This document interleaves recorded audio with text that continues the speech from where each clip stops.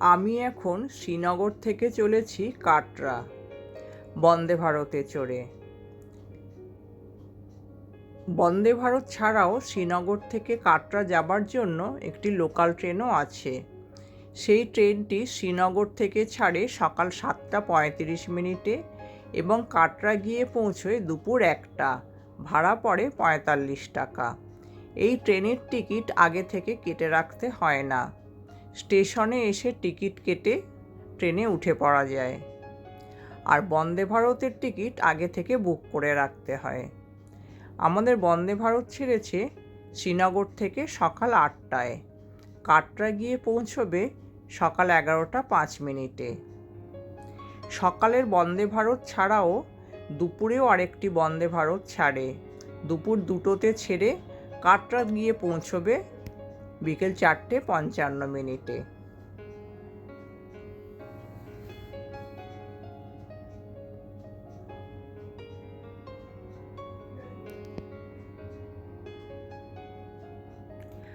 আমাদের এই সকাল 8টার বন্দে ভারতের ভাড়া শ্রীনগর থেকে কাটরা পর্যন্ত খাবার নিয়ে 720 টাকা এবং খাবার ছাড়া 600 টাকা মাথা পিছু।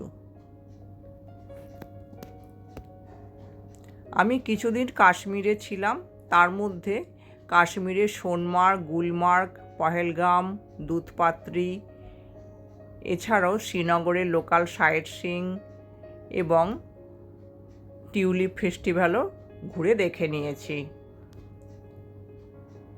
এই প্রত্যেকটি জায়গার আলাদা আলাদা ভিডিও আমার এই চ্যানেলেই দেওয়া আছে, যারা এখনও দেখেননি একটু দেখে নিতে পারেন।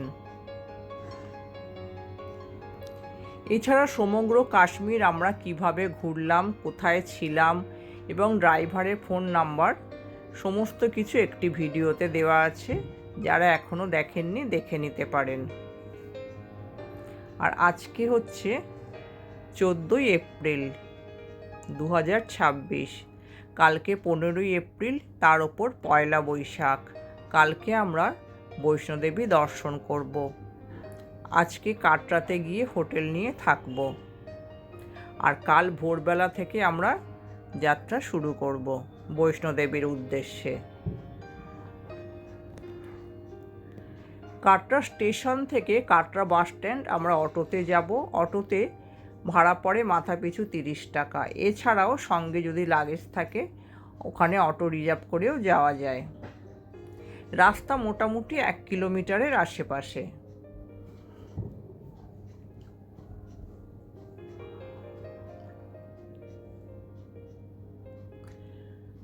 আমি এর আগে 11 বার বৈষ্ণোমাতা দর্শন করেছি। এইবারে দর্শন করলে এটি হবে আমার 12তম দর্শন।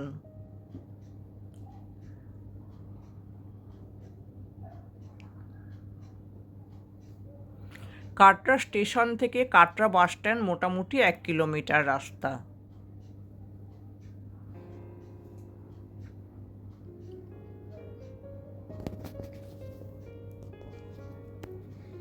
অপূর্ব সুন্দর প্রাকৃতিক দৃশ্য দেখতে দেখতে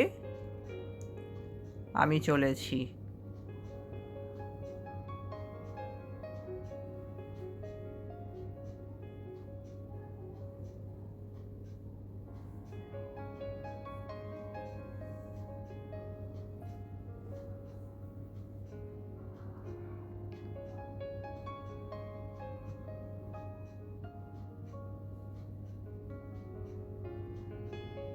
এত সুন্দর প্রাকৃতিক দৃশ্য মুগ্ধ হয়ে দেখছিলাম, তাই মনে হয়েছিল আমার সমস্ত দর্শক বন্ধুদের সাথে এটা আমি শেয়ার করি।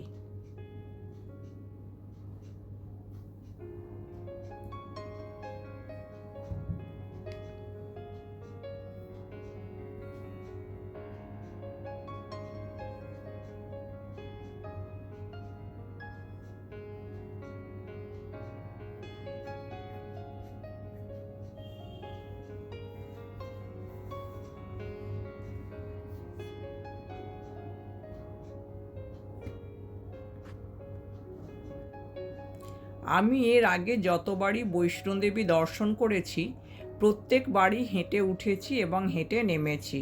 একদম ভৈরঘাটি পর্যন্তই আমরা হেঁটে গেছি এবং হেঁটে নেমেছি। এবারেও ইচ্ছা আছে হেঁটে ওঠানামা করার। আমরা চলে এসেছি কাটরা। কাটরাতে যখন আমরা স্টেশনে নেমেছি তখন বেশ বৃষ্টি পড়ছিল, সেই কারণে তখনকার ভিডিও আর করা হয়ে ওঠেনি। আমরা কাটরাতে এসে কাটরা বাস স্ট্যান্ডের কাছেই হোটেল নিয়েছি। এরপর বিকেলের দিকে আশেপাশে ঘুরতে বেরিয়ে পড়েছিলাম। এই জায়গাটি কাটরা বাস স্ট্যান্ডের কাছেই। এখানে অজস্র দোকানপাট আছে।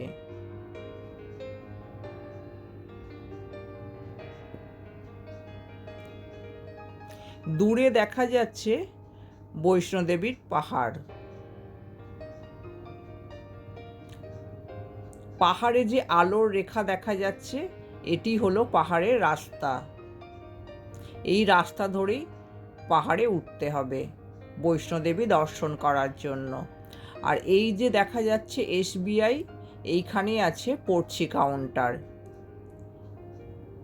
নীল রঙের বোর্ড দেখা যাচ্ছে, এটি হলো পড়ছি কাউন্টার। এই কাউন্টার থেকে পড়ছি কেটে যাত্রা শুরু করতে হবে। এই আলোর রেখাটি হলো পুরো রাস্তার ধারে লাইটগুলো। পরের দিন ভোর 5টার সময় আমরা রওনা দিয়ে দিলাম। ভোর 4টে পড়ছি কাউন্টার খুলে যায়। পড়ছি কাউন্টারে গিয়ে আধার কার্ড দেখিয়ে আমরা পড়ছি কেটে নিয়েছিলাম। সবাইকে আই কার্ড দেওয়া হয়েছিল, সেগুলো আমরা সবাই গলায় পরে নিয়েছিলাম।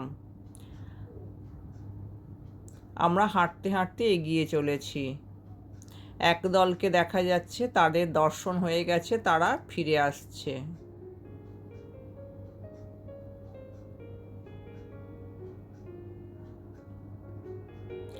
আমাদের সঙ্গে আছেন একজন 78 বছর বয়সী মহিলা। তিনিও আমাদের সাথে হেঁটেই চলেছেন। তাকে দেখি আমরা আরও উৎসাহ পেয়েছিলাম হেঁটে ওঠার।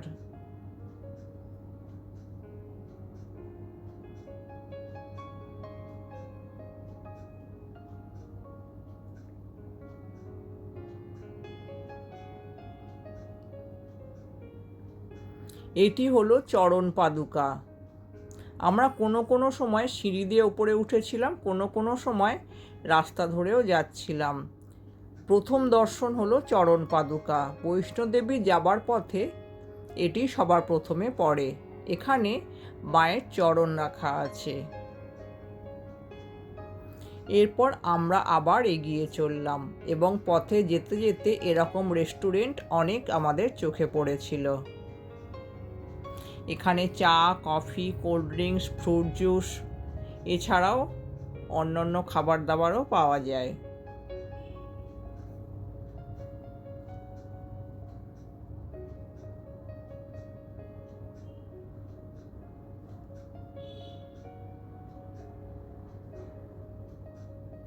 এখানে প্যারাম্বুলেটার, ডুলি সব কিছুতে যাওয়ারও ব্যবস্থা আছে।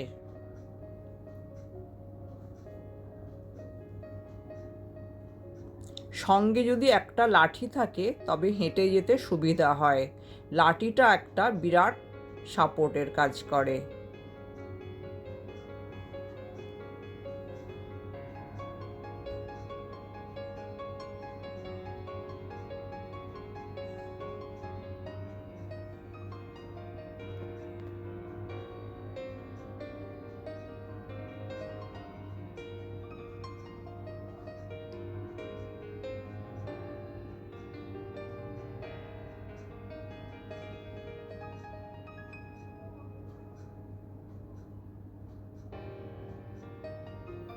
এই মাসিমা হাত তুলে দেখাচ্ছেন, ইনি আমাদের সঙ্গেই যাচ্ছেন। এনার বয়স 78 বছর, কিন্তু ইনিও আমাদের সঙ্গে সমানে হেঁটে উঠেছেন, হেঁটে নেমেছেন। আর একজনকে দেখা যাচ্ছে যে কিনা বলেছিল আমার কোনো লাঠি লাগবে না, কিন্তু তার হাতেই এখন 2টো লাঠি।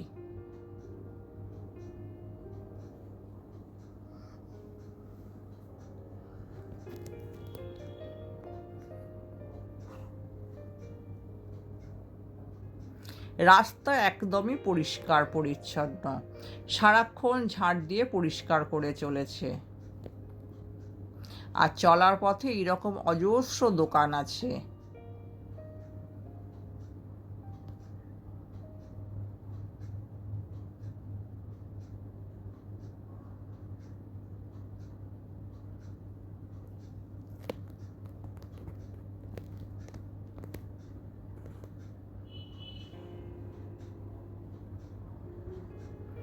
এখানে আছে ফুট ম্যাসাজের পার্লার।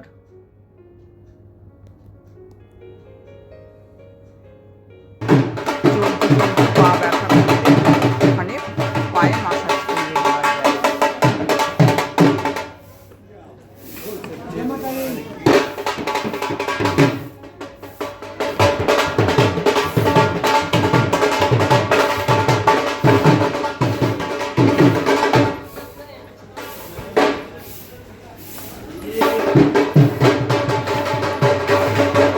কিছু মানুষ ঢোল বাজাচ্ছে দর্শনার্থীদের আনন্দ দেওয়ার জন্য।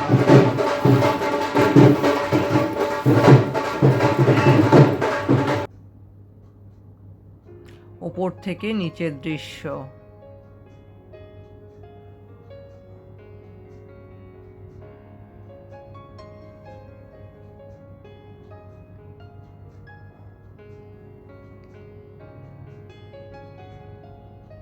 এখানেও আমরা কিছুটা সিঁড়ি ব্যবহার করেছিলাম। চলে এলাম ইন্দ্রপ্রস্থ ভোজনালয়ের কাছে। হাঁটতে হাঁটতে চলে এলাম ইন্দ্রপ্রস্থ ভোজনালয়। আর এই ইন্দ্রপ্রস্থ ভোজনালয় ছাড়িয়ে কিছুটা গেলেই একটা 3 মাথার মোড় দেখা যাবে। তার মধ্যে একদম সোজা রাস্তাটা চলে গেছে বৈষ্ণোমাতার দিকে, আর ডান দিকে ঘুরে গেলেই সেই রাস্তা চলে গেছে অর্ধকুমারীর দিকে।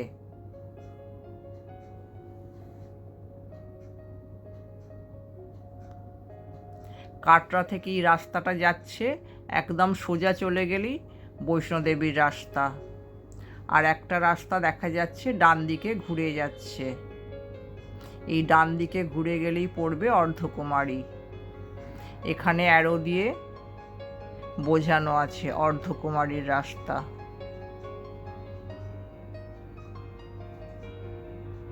এই সোজা রাস্তাটা বৈষ্ণোদেবীর রাস্তা, আর এই রাস্তাটা হলো অর্ধকুমারী।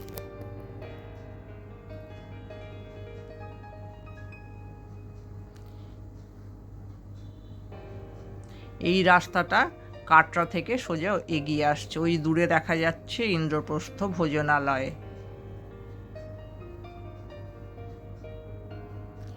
এই অর্ধকুমারীর এইখান থেকেই আছে কেবেল কারের রাস্তা। যে রাস্তাটা বৈষ্ণোদেবী চলে গেছে সেই রাস্তায় চলে ব্যাটারি চালিত গাড়ি, কেবেল কারও বলা হয় তাকে। আগে থেকে অনলাইন বুকিং করে আসা যায়। এছাড়াও যদি ভিড় কম থাকে তাহলেও সঙ্গে সঙ্গে টিকিট কেটেও গাড়িতে করে বৈষ্ণোদেবী যাওয়া যায়।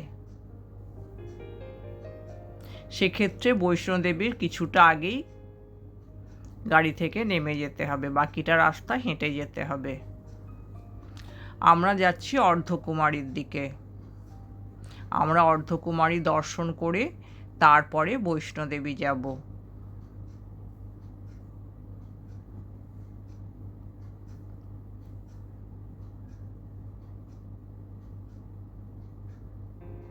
এখানে টয়লেট আছে এবং বিশ্রামের জন্য ব্যবস্থা আছে, সম্পূর্ণ ফ্রিতে। হেঁটে হেঁটে ক্লান্ত হয়ে গেলে খানিকক্ষণ বিশ্রাম নিয়ে নেওয়া যাবে।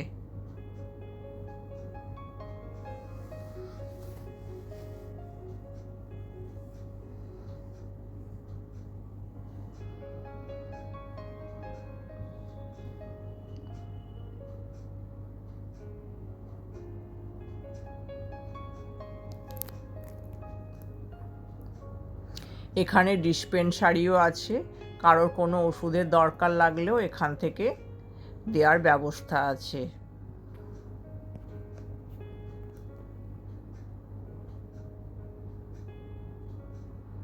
এখানে একটি লঙ্গর আছে, যেটি মোটামুটি 24 ঘন্টাই খোলা থাকে। এছাড়াও খাবার জন্য বিভিন্ন রেস্টুরেন্টও আছে এখানে। এই লঙ্গরে সকল দর্শনার্থীকে ফ্রি প্রসাদ খাওয়ানোর ব্যবস্থা আছে। এই লঙ্গরের নাম হলো শৈলপুত্রী।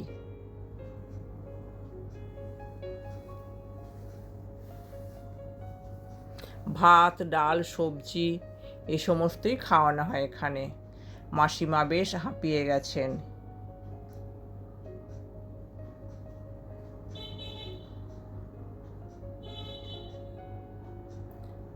এই যে টানেল দেখা যাচ্ছে, আমরা দর্শন করে এই টানেলের ভেতর দিয়ে চলে যাব বৈষ্ণোমাতা দর্শন করতে। এছাড়াও এই সোজা রাস্তাটাও চলে গেছে বৈষ্ণোমাতা দর্শন করার জন্য। আর এই রাস্তাটা আমরা কাটরার দিক থেকে এগিয়ে এলাম। এগিয়ে এসে একটা রাস্তা চলে গেছে বৈষ্ণোমাতার দিকে, একটা রাস্তা চলে গেছে অর্ধকুমারী দর্শনের জন্য। আর অর্ধকুমারী মন্দিরের পাশেই আছে এই টানেল। এই টানেল দিয়ে গেলে রাস্তাটা কিছুটা শর্টকাট হয়।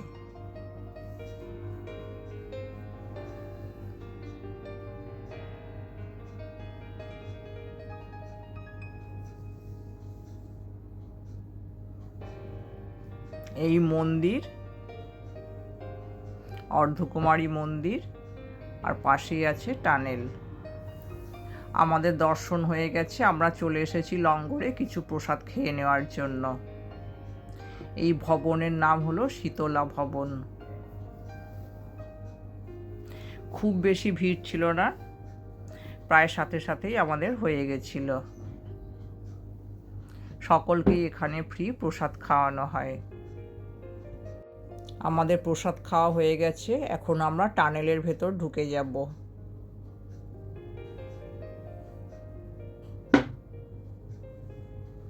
আর এই অর্ধকুমারীতে একটি গুফা আছে, গর্ভজুন গুফা বলা হয়। এই গুফার ভেতরে ঢুকতে গেলে এখান থেকে পর্চি কাটতে হয়। এই অর্ধকুমারী মন্দিরের কাছেই আছে পর্চি কাউন্টার। সেই কাউন্টার থেকে পর্চি কাটলে ওরা টাইম বলে দেবে, সেই টাইমে এসে দর্শন করতে হবে। কিন্তু সেটা অনেকক্ষণ সময় সাপেক্ষ বলে আমরা গুফাতে ঢুকলাম না। এগিয়ে চললাম বৈষ্ণোমাতার উদ্দেশ্যে।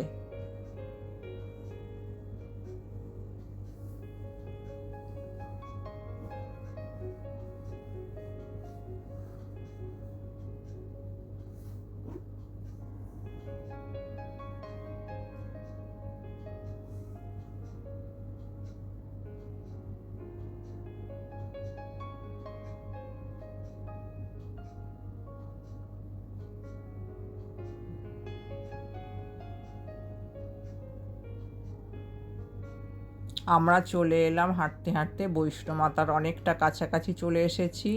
এখানে দেখা যাচ্ছে প্রসাদের কাউন্টার আছে, আর প্রসাদের কাউন্টারে উল্টো দিকেই আছে লকার।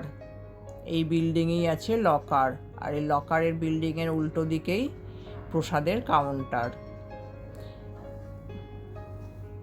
এখান থেকেই পুজো দেবার জন্য পুজো সামগ্রী কিনে নিয়ে লকারে বাকি জিনিসপত্র রেখে দিলাম। ব্যাগ, মোবাইল, জুতো, লাঠি সমস্ত কিছু লকারে জমা রেখে আমরা এবার যাব বৈষ্ণোমাতা দর্শন করতে। বৈষ্ণোমাতা দর্শন হয়ে গেছে। মোবাইল যেহেতু জমা ছিল তাই কোনো ছবি তোলা যায়নি। দর্শন করে আবার লকার থেকে সমস্ত জিনিস নিয়ে এখন আমরা যাচ্ছি ভৈরঘাটি। বৈষ্ণোমাতা থেকে ভৈরঘাটি আরও 2 কিলোমিটার ওপরে উঠতে হবে। রাস্তা একদম পরিষ্কার, অনেকেই শুধু বৈষ্ণোমাতা দর্শন করে নেমে যায়, সেই কারণে এই রাস্তায় লোকজন অনেকটাই কম। এছাড়াও রোপওয়ের ব্যবস্থাও আছে। বৈষ্ণোদেবী থেকে ভৈরঘাটি পর্যন্ত রোপওয়ে চলাচল করে। এই রোপওয়ের টিকিটও আগে থেকে অনলাইনে কেটে রাখা যায়, তবে আমরা হেঁটেই যাচ্ছি। এর আগে আমি যতবার এসেছি 11 বার হেঁটেই উঠেছি, হেঁটেই নেমেছি। এখনও হেঁটেই উঠছি এবং হেঁটেই নামবো।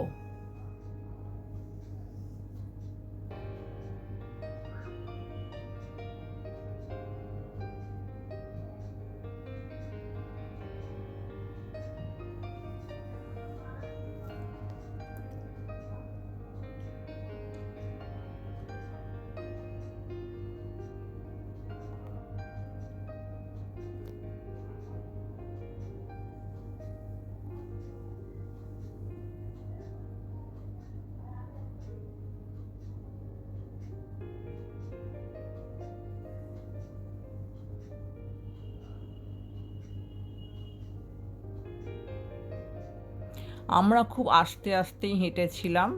মোটামুটি বিকেল 5টার মধ্যে আমরা বৈষ্ণোদেবী দর্শন করেছি। খুব আস্তে আস্তে ধীরে সুস্থে আমরা হেঁটেছি।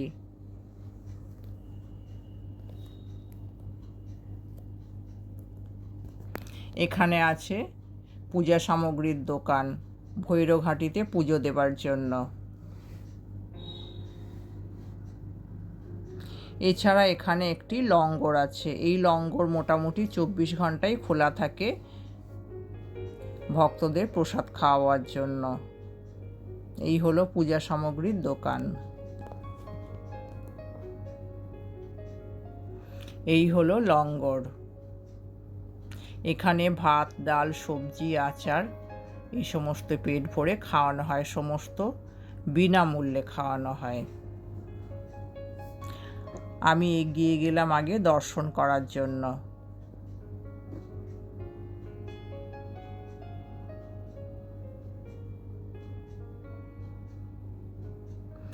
এখানে দর্শনের টাইম লেখা আছে।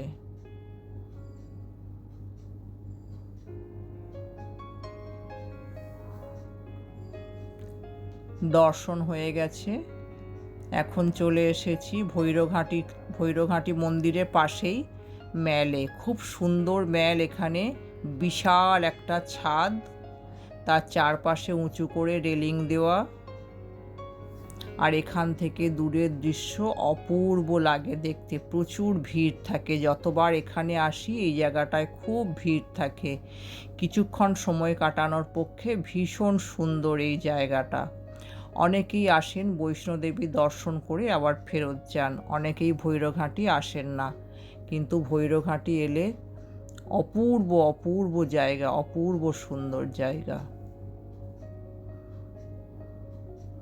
বৈষ্ণোদেবী থেকে ভৈরঘাটি মাত্র 2 কিলোমিটার রাস্তা।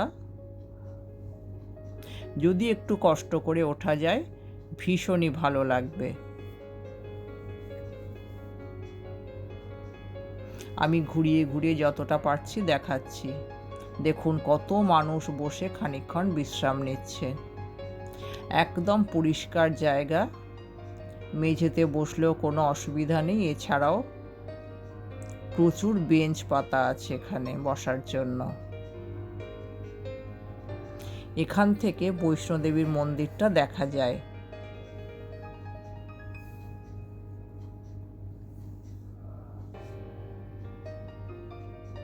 এই যে দূরে সাদা মতো দেখা যাচ্ছে বৈষ্ণোদেবী মন্দির।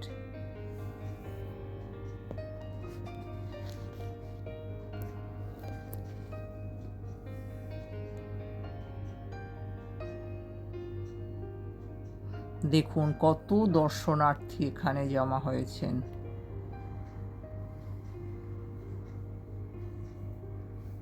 কিছুক্ষণ সময় কাটানোর পক্ষে খুব সুন্দর এই জায়গাটা। এই হলো বৈষ্ণোদেবী মন্দির, দূর থেকে দেখা যাচ্ছে।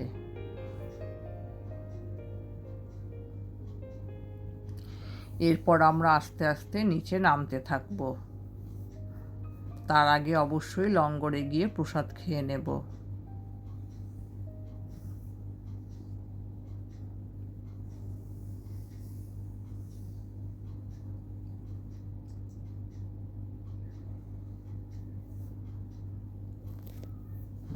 আমরা নিচে নামা শুরু করেছি। এখন বৈষ্ণোদেবী মন্দিরের কাছে বেশ লাইন পড়েছে বৈষ্ণব মাতা দর্শনের জন্য। সন্ধ্যে 6টা থেকে 8টা 2 ঘন্টা বন্ধ থাকে আরতির জন্য। সেই কারণে এখন বেশ লাইন পড়ে গেছে।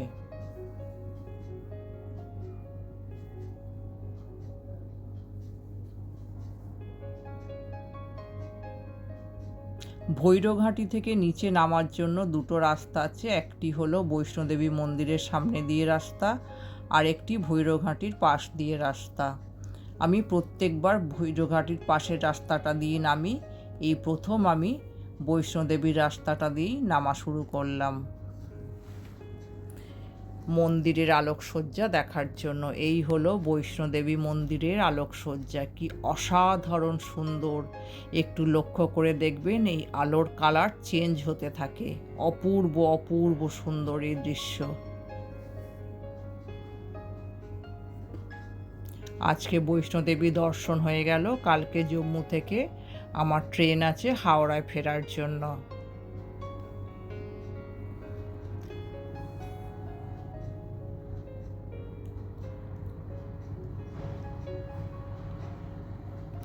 আমার পরবর্তী ভিডিওতে থাকবে এরকমই সুন্দর আকর্ষণীয় কম খরচে ঘোরার কোনো একটি স্থানের ভিডিও। যারা এখনও আমার চ্যানেলটি সাবস্ক্রাইব করেননি, চ্যানেলটি সাবস্ক্রাইব করে পাশে থাকার অনুরোধ রইল। একটু লক্ষ্য করে দেখুন কি সুন্দরভাবে কালার চেঞ্জ হয়ে যাচ্ছে।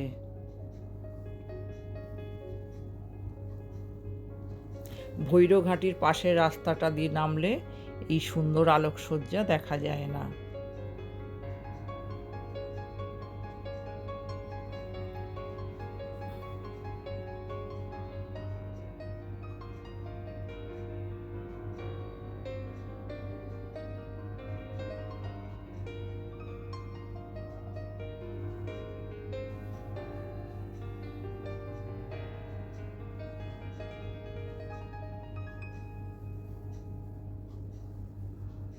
আমার ভিডিও আপনাদের কেমন লাগছে কমেন্ট করে জানাতে ভুলবেন না।